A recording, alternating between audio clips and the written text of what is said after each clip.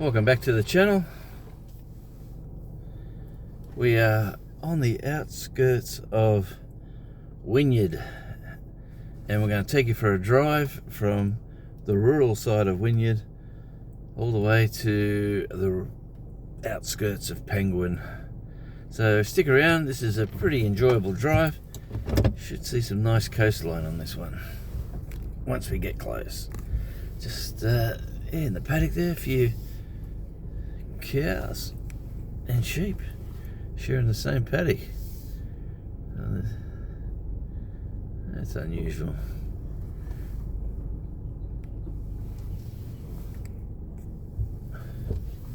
Okay, let's hit the road.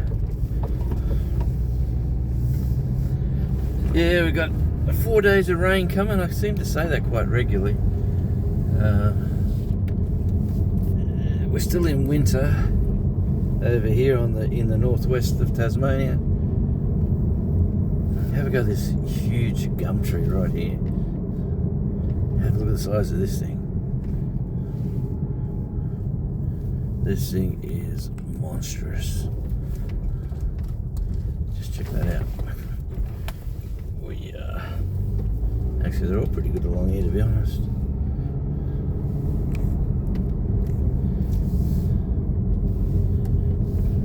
Oh, grey gums.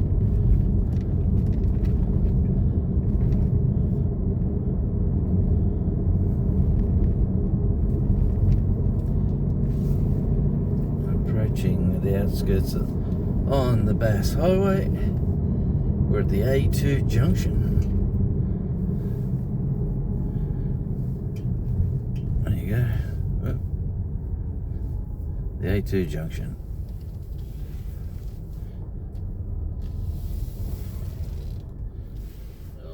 We'll just wait for this car. Oh, yeah. And here comes the cement truck. There goes the cement truck doing 100. And we're off on another adventure. See if I get the focus right. There we go, that's a bit. How's that looking? Too much bonnet.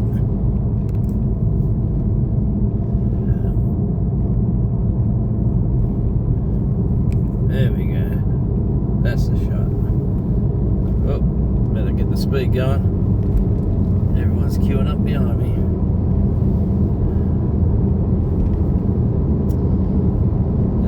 What are we? About midday.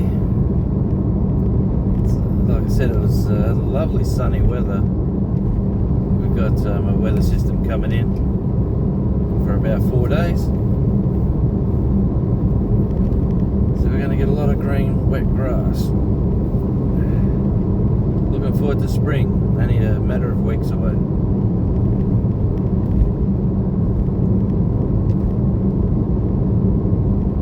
And the car says currently 10 degrees Celsius. Just cracked over the double figures.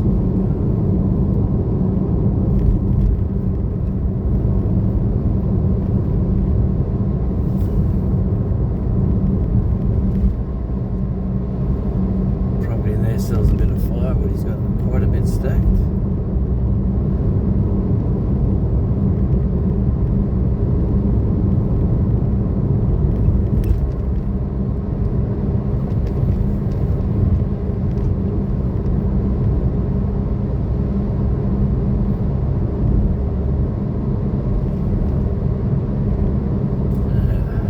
What's happening on the radio?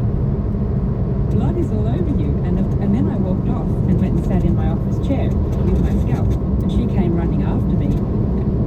What means. That's what Labour stands for, and what. On individuals, of course, we try to say that they need to do it, but we actually trust a lot of companies with our information too. And in Australia at the moment, the penalty scheme, if you have a large breach, for example, it isn't that bad. I think until Australia has a system in place where effectively the cost of compliance is less than the cost of a penalty, then no one's going to take the time to actually put these proper things in place, because at the moment you just will kind of deal with it as it comes up, and unfortunately who gets caught in the middle? Well, it's all the people who have their data and information that's kind of spread out across the web again and again and again and again. You are listening to Download the Show on ABC Radio National. Ray Johnston here with you for your guide to the week in technology and culture. And speaking of fines, Google has just agreed to pay a $36 million fine in Australia after making behind-the-scenes deals with telcos that limited which search engines people could access on their phones. It's basically the digital version of stacking the deck, and you probably had no idea that this was happening. Gianni, can you take us through what these deals with Google and Australian telcos were exactly? Yes, very interesting, isn't it? It's basically a sort of a preferential ad revenue sharing deal that was coming from Android devices, both for Telstra and Optus, found as part of this ACCC investigation, that they were pre-installing the Google search app on Android devices. And so, people are creatures of habit. You go and click the button that says search that sits on the home screen of your phone, and that software being put there basically was funneling more and more search traffic straight to Google. So that was basically the point there. By saying it, if you put it front and center on a phone, that a device that someone has in their pocket all the time, the chances are more information, more search revenue, all of that sort of stuff gets directed just to one company, and that company being Google. And how long was this happening for? Well, it's from 2024, so relatively recently, so it's not a huge thing, but we have actually seen Google do similar things like this around the world, because the default search is such valuable real estate. As recently as sort of last year, there was competition cases in the United States as well, and we found out that Google pays $18 billion a year to be the default search in Safari on iPhones as well, and that's US, 18 billion. So that is a lot of money when you look at it in the grand scheme of things. A $36 million fine? It's pocket change. It's absolutely nothing, is it? Yeah. What kind of impact did this have on all of us? Did we end up paying more? Was it just that we had fewer choices, Chris? Look, I have difficulty with this because it's not entirely clear to me that it had any impact whatsoever. I mean, Google is the most popular ad platform and search engine as well. It strikes me that Google was actually paying Telstra and Optus for something that Telstra and Optus would have done anyway, which is provide Google as the default search engine. So I have difficulty with this in part because at the moment in Australia, we are having a really substantial political debate about whether the government should require there to be search engine choice. But what it seems to me has happened here is that Telstra and Optus have managed to require Google to give a share of their ad revenue in order to do what they were going to do anyway. So I think this is an interesting case, and obviously it has public policy relevance, but I think this is actually the ACCC, which took this case, getting a little bit over their skis, and Google deciding that they didn't want to fight on these grounds, and in my view, wrongly to do so. I think the thing we are missing as part of this is we think about search in the Web 1.0 sort of way, but the actual real threat and the huge amount of money that's sitting in the wings is not DuckDuckGo, it's not Bing, it's ChatGPT. So, that's what I think Google would be doing with these sorts of deals, is they're trying to head off at least a little bit of that competition, because there is a lot of attention and a lot of focus from the market in particular on those large language models. So I don't disagree, but let's play out that counterfactual. So let's say that ChatGPT had or Bing, or anyone, had a product that they thought was competitive with Google. Google is by far the most popular. It's probably what most users want to have installed on their phone already. Now, how would you get in front of the Android users if you were ChatGPT? You would probably want to strike preferential deals with the telcos in order to make you the default, get a little bit of a leg up, use all those funds that they've been collecting, that ChatGPT and the other AI platforms have been collecting. Now, this case, however, suggests that those sorts of preferential deals are not legal under Australian law. So, in a funny way, I think this cements Google's dominance of the search market, because you can't have an alternative provider play the same business commercial relationships that Google was trying to do. So I think there's a lot more to this case, and I think the consequences of it for search engine competition aren't as clear as the ACCC are making out. Just ban all pre-installed apps forever. And anyway, that'd be be great. But wouldn't that be a pain? Then you'd have to get your phone and then you'd have to figure out which apps you want to install. Wouldn't it be better to take it out of the package and use it on day one? I think again there are no easy solutions here, and I think we stretch for easy solutions to force competition into the digital markets where there are none. I do think that it's a little ironic for Google to be asserting its dominance as a search engine in this way when we're seeing more and more people turn to ChatGPT to use that as a search engine, and Google at the same time is undermining its own quality by providing AI search results at the top. It's an interesting time. It's probably the most interesting time if you're into search engine history. This is the most interesting time in search engine history. Some of us are, Chris, we really are. No, brilliant. But I think we shouldn't underestimate the broader point, which is that the entire digital market, which has looked actually relatively stagnant for about a decade, is suddenly being completely uprooted by this new technology and some of the new players and competition that's been brought to market. And so when we've been analysing digital markets as if they have been stagnant or monopolised or anti-competitive in some ways, well, it's changing, and it's changing really quickly. You are listening to Download This Show on ABC Radio National. Ray Johnston here with you, catching you up on the week in technology and culture. And there's a whole bunch of artificially intelligent toys hitting the shelves. They're pitched as clever playmates more often than not. There are some very real privacy concerns tucked into their little fluffy talking heads, so let's unpack it.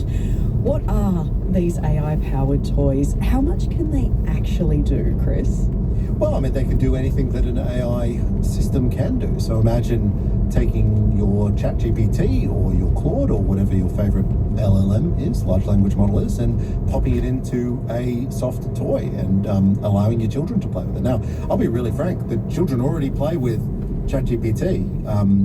They already interact with it a great deal in the world. And so this is just putting one in front of a child. Now, I think there are some serious things that we do need to think about. I worry a great deal about the sort of parasocial relationships that people are going to have with these AI toys. But it does feel a lot like we've fast forwarded into the sci-fi future where we basically now have our own personal robots that we can chat to. This is a very material and concrete realization of that vision. It's going to have pros and it's going to have some cons, but but either way, it's going to be a really significant adjustment about how we fit them into our lives and how we relate to them, and how, after having related to them a lot, how we relate to other people as well. Now, I did form some incredibly strong connections with my stuffed toys as a kid. I think the difference here for me is that it wasn't collecting any data on me.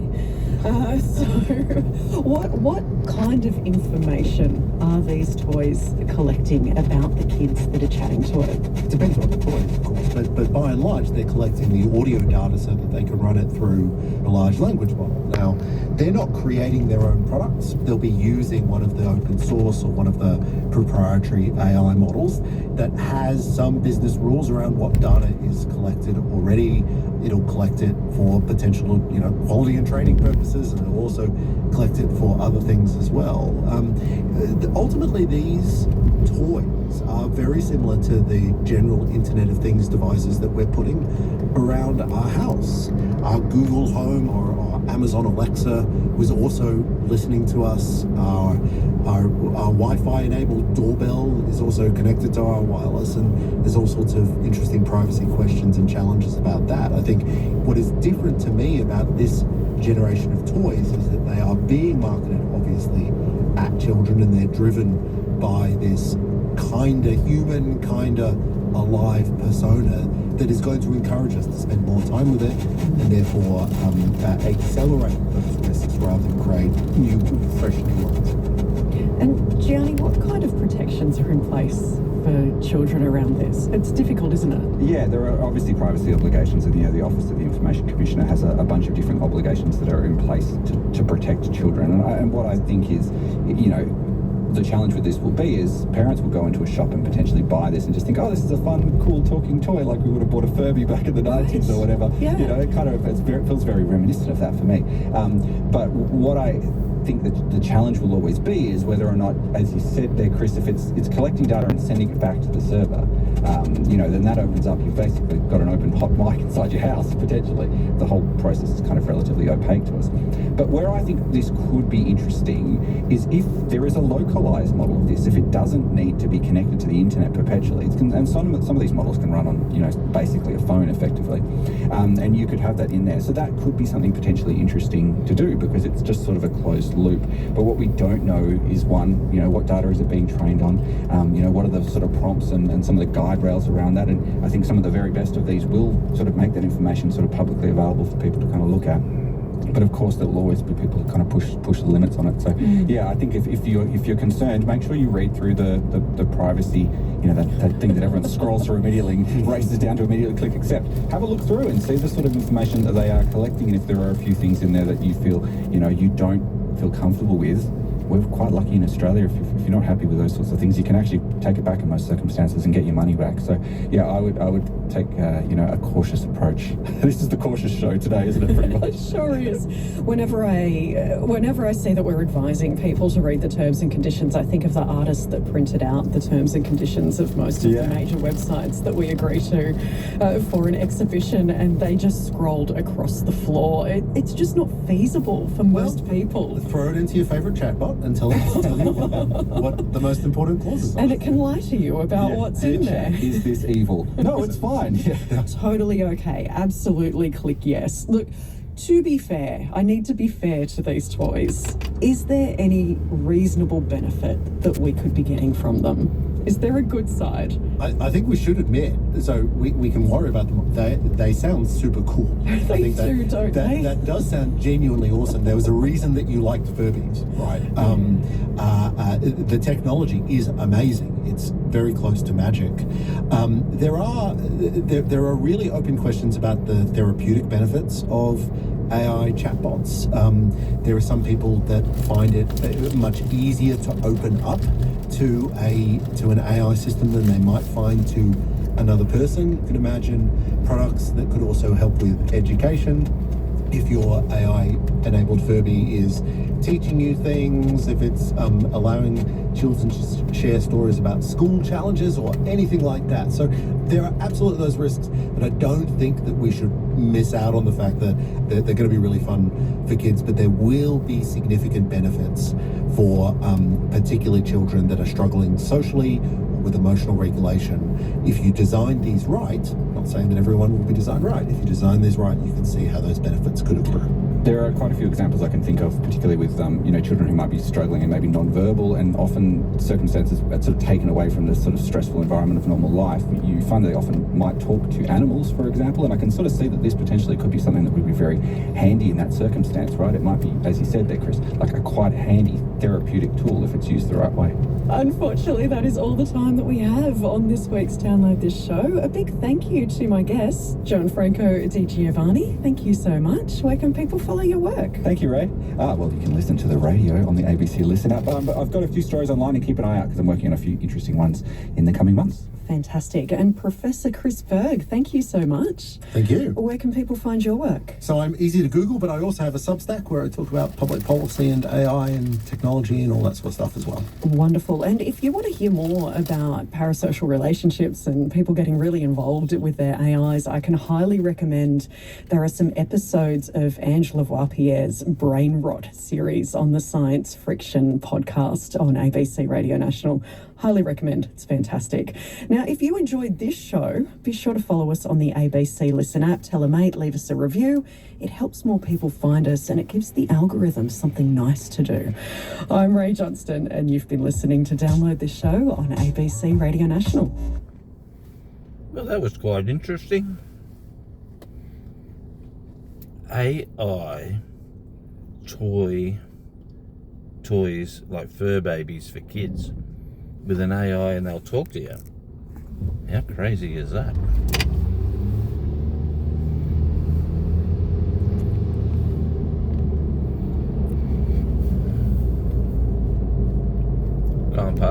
West Beach. West Beach, Bernie. There you go. There it is. Full glory.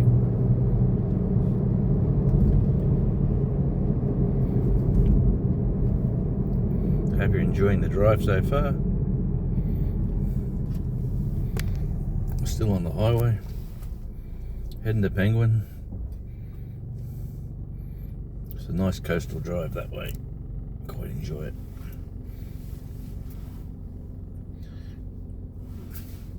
It'd be even nicer if there was blue sky and sunshine, but today is not that day.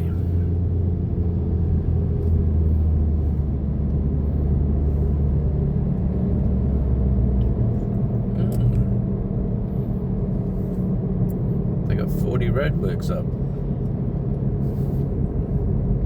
Must be mowing the grass up here, maybe. Not sure, but I'm not going to go too fast over the limit. Here we go. Yep, mowing the grass. I'm doing 40 plus 10. Okay, Lexus, he's going to be quicker.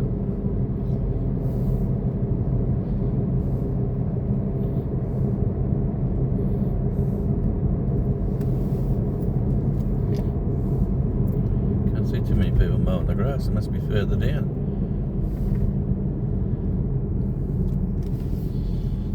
Down here, buddy. Keep jogging.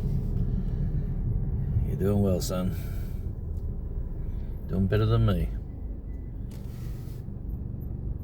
So, what have we here? We got some excavation going over there behind the Golden Arches. If you're heading northwest, Burnie McDonald's is the last one you're going to hit. So if you want your fix. Ooh, there's some radio chatter.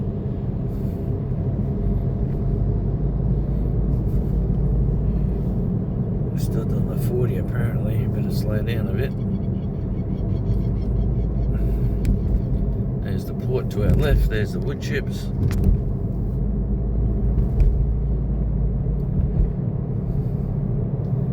Surely we can't be still in a 40 zone. This grass has been cut, yeah. Here comes a truck out of the port. He's gonna cut straight out in front of us. Yeah, this is the end of the roadworks right here. Back to 80.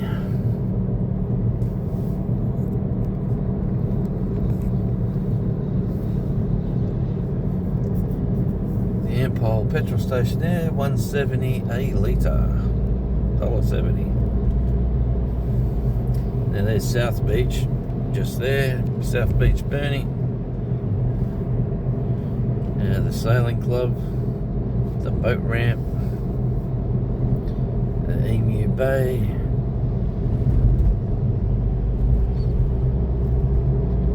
there's the colourful toilets. Oh, there's a traffic controller. Love them pine trees. Driving around Emu Bay.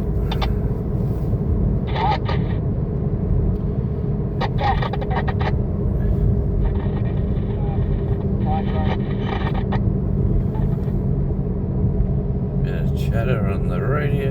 Look at that beach there. Absolutely magnificent. Look at that. Oh.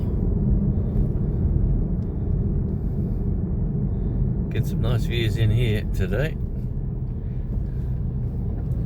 There's plenty more.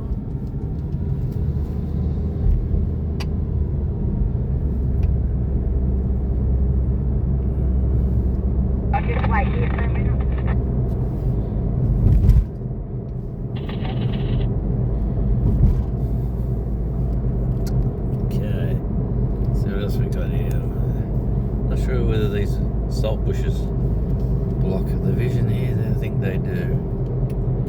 More roadworks up ahead.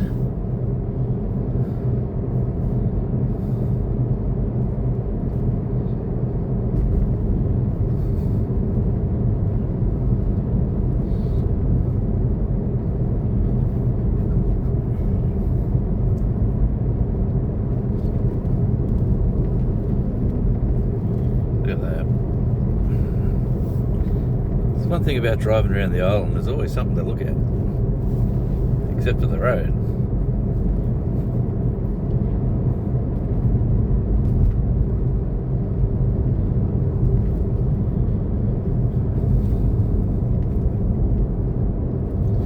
I think the lane we're in is going to come to a grinding halt just up here, so I have to do some manoeuvring. Yep. Manage across.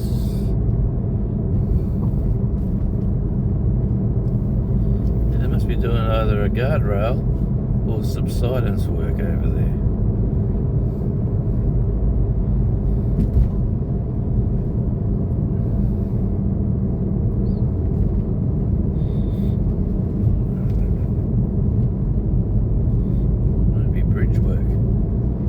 Drove over an underpass. Maybe they're working on that. Oh well, who knows. Enjoy the views. Look at this. Absolutely brilliant. There's that ridge line you can see from my lives when you watch my lives. And you see that ridge line to the right. Well, we're getting up close and personal with it now.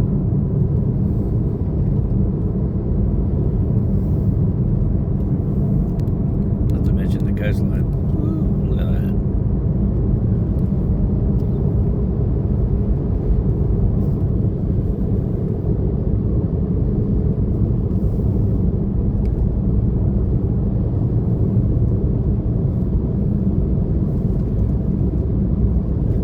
Mate, when I have to go to Penguin, I always there's different ways you can go. You can go on the highway and turn down Ironcliff Road, and then there's I think they got 3 entry points off the highway, but I just like sticking to the coast. Might take you 5 minutes longer, but it's just more relaxing.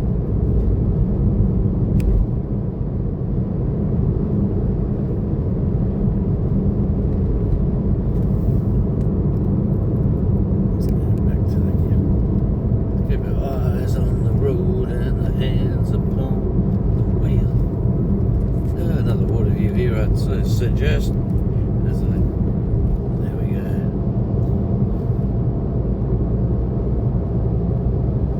That rail line, right along the coastline.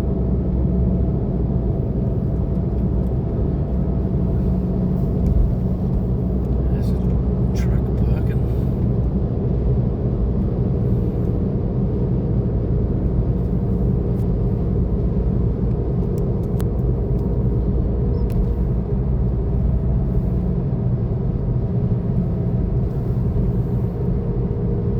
Going around that ridge line right now, so it's to my right, but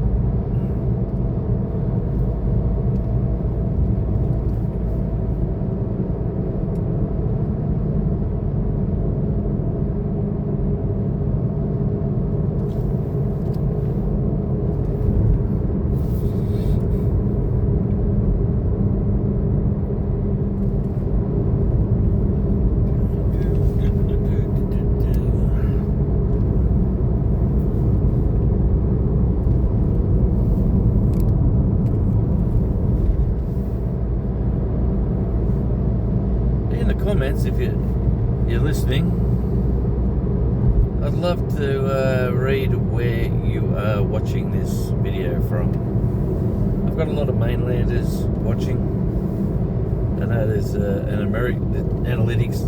The analytics tells me Australia, the US, and Asia.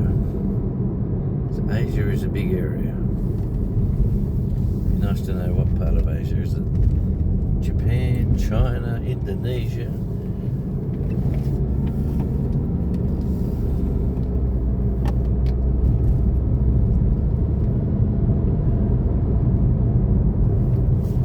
But you see how the road changed, like from the outskirts of Wynyard, where the highway was just like a country road, it's just single lane each way, to down this area where it just branches out to 4-lane road. Look at this, people. This is a rarity. It is a train. It is a train. I'd have to slow down. Well, that's definitely, I haven't caught a train on the channel for a while. Slow down, see what we get around here. Get any more action with the trains. He's down low there. Look at that, get the train and the coast. Woohoo!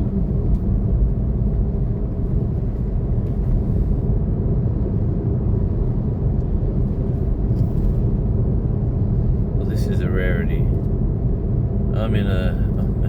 I've slowed down to try to not get too far ahead of the train. There's no one behind me. Where are we going to go next?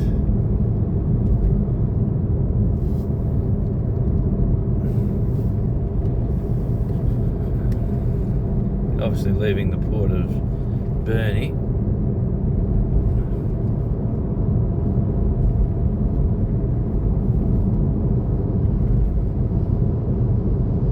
And there's the engines, just good at catching up to the engines. There you go, Tasrail. Here we go. Oh, Tasrail, slow down, come on.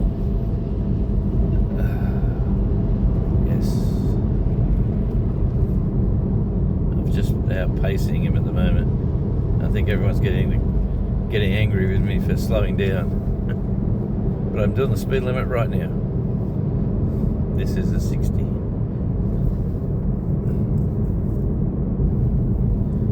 Well, that's very rare, catching the train while I'm driving over here.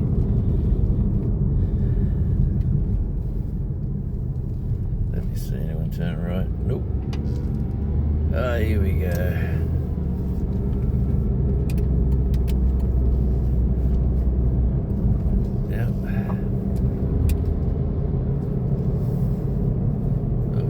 Bus even. Surprise, surprise, look who's here. It's the train. I might just pull over here and let this bus overtake me. Let's watch that train go. There he goes. We'll catch back up to him in a minute.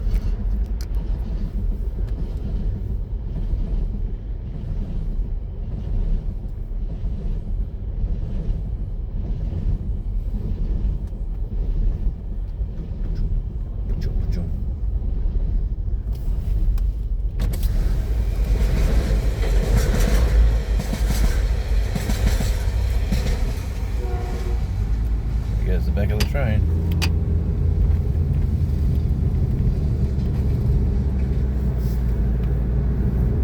Look at some.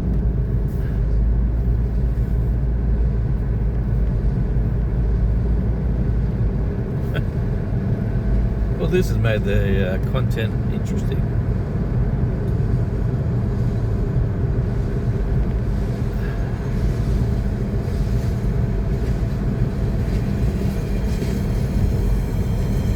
I'm doing 60 kilometers an hour, or just under it actually.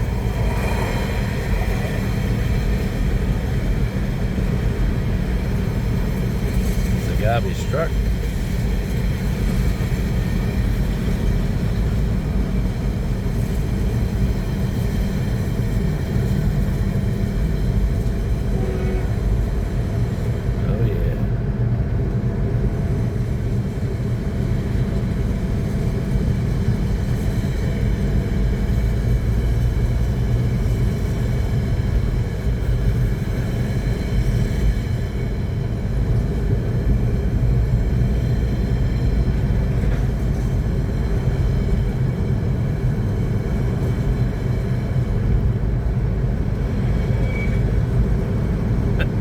Taking away the ocean view, but hey, this is different. Oh, look at the little sausage dog.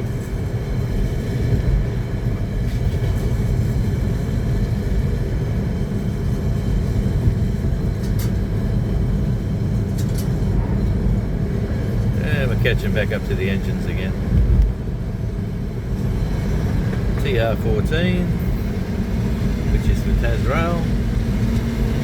and TR04.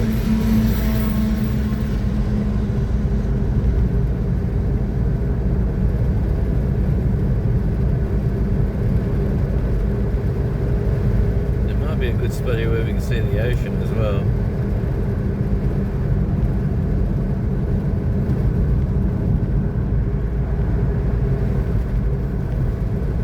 And the train comes past. He's there, the same height there.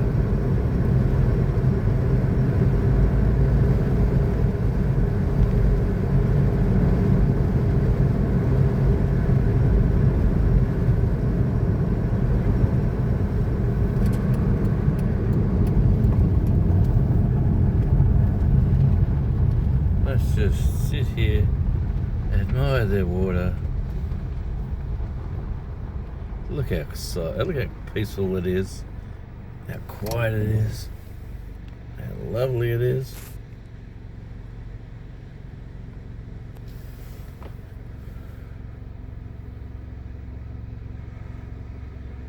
And then the train's supposed to come. See if he turns up.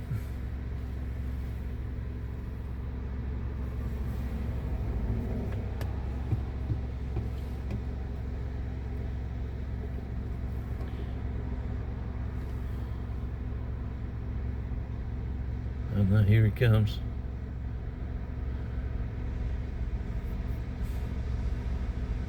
As the waves are crashing.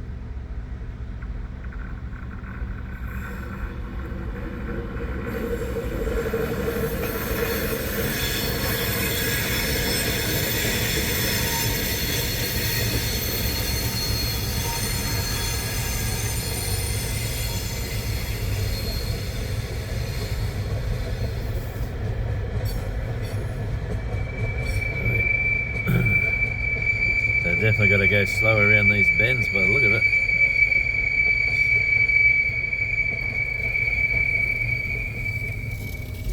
I put the window up. All these containers go all over the island. Come in on the ship, on the cargo ship, into Burnie, get loaded on, and then off to their destinations. There he goes.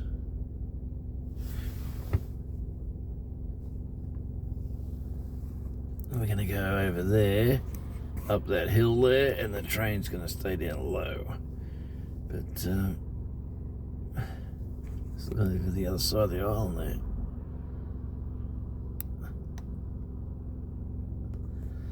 Oh, you know, come on a drive with me. I'll show you things. There's a bike track as well. Okay, let's go back. Catch up to the train. Not far to go to where we need to be anyway. So I hope you're enjoying this little adventure. So old mate here listening to his music and riding the mower.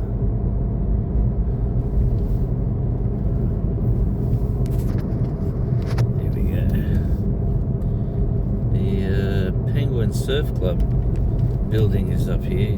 The train's going to be going by that.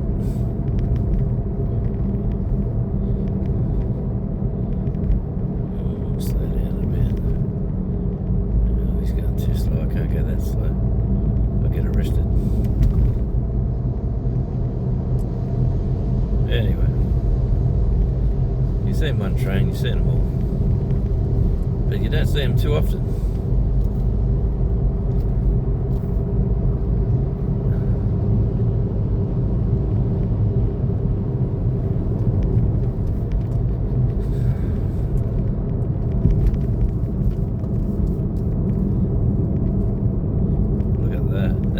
Now that's pretty cool. There's a nice picture. Click that again. Anyway, he's going to go down a bit lower there, and we're going to go up and over.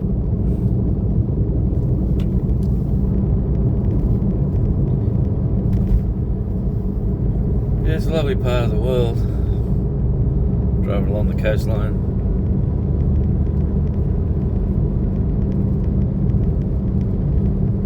It's a cycleway there too, actually, the footpath. Cycleway.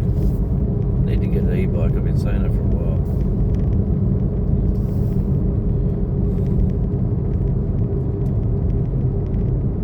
Well, that was fun.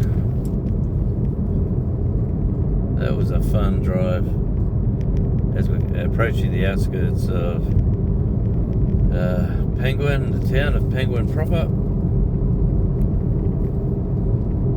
There's a lovely little dog's beach here. I've got a few videos of taking little Charlie, our dog, to the beach over when we're this way. He quite likes this beach. Just here on the left. In there, it's sort of high tide, but yeah, it's a good spot. Okay, now I've got to find where I'm supposed to be. So if you turn left at this intersection where this lovely church is, you'll end up in the main street downtown Penguin. But if you turn right, you're on the outskirts. Let's see if I can find where I gotta go without opening up my maps. So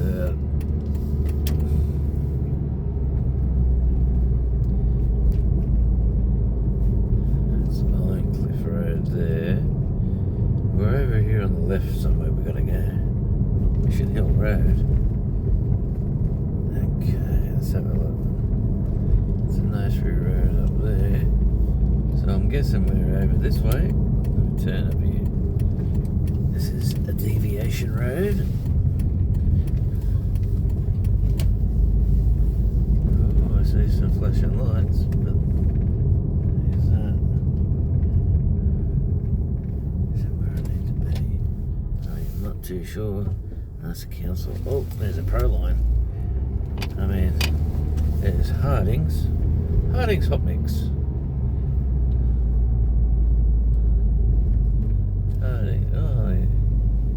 There's a Proline. There's alright, peoples. Thanks for everything, and I'll see you on the next video.